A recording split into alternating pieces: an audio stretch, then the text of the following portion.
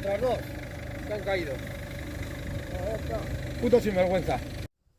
Boas bacaloures, estes segundos de vídeo que vos acabamos de deixar son segundos moi duros, pero ao fin e ao cabo representan a realidade que veñen de sufrir Elena e Gus, que son esta vaca de 4 anos, este tenreiriño de apenas 6 meses que rescatamos, que chegaron onte pola noite ao santuario. Veñen de vivir unha realidade moi dura nunha explotación en Euskadi, unha explotación que leva sendo anos denunciada pola situación na que malviven os animais e na que morren, de fame, bueno, nun estado lamentable. Esas dúas vacas que vos aposamos son dúas vacas que morreron 2 días antes de que a asociación Berealtza conseguira a incautación destes animais. Por desgraza, elas non puderon superalo, non conseguiron sobrevivir a ese maltrato, non puderon aproveitar a oportunidade que están aproveitando Elena e Gus e os demais animais que foron ao Frente de Liberación Animal o Santuario Gaia.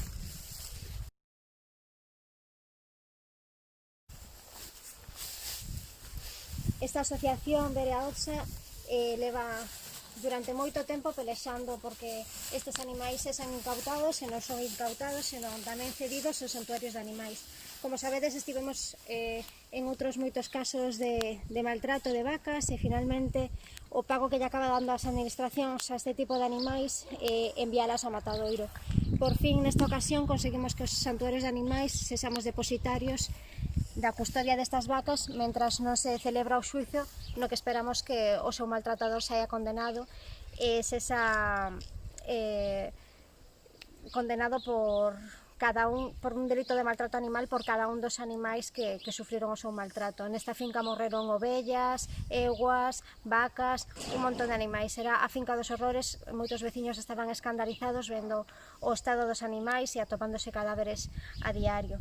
Esperamos que realmente este individuo pague e que este caso sirva de precedente, tanto para que o teñan en conta os maltratadores destes animais, que os animais de gandería importan, que os animais de gandería non son obxectos que se poidan utilizar e maltratar de calquera maneira, que hai persoas que nos preocupamos por eles, e por outro lado tamén para as administracións que conten cos santuarios de animais, que non castiguen doblemente estes animais cando son maltratados, cando veñen de vivir tantísimo sufrimento e finalmente son condenados eles a pena de morte en vez de buscarles unha segunda opción como pode ser esta.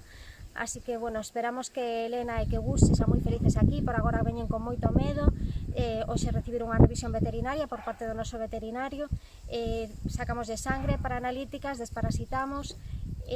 Gus, o tenreiriño, que ven con un pouquiño de fiebre, xa está a tratamento.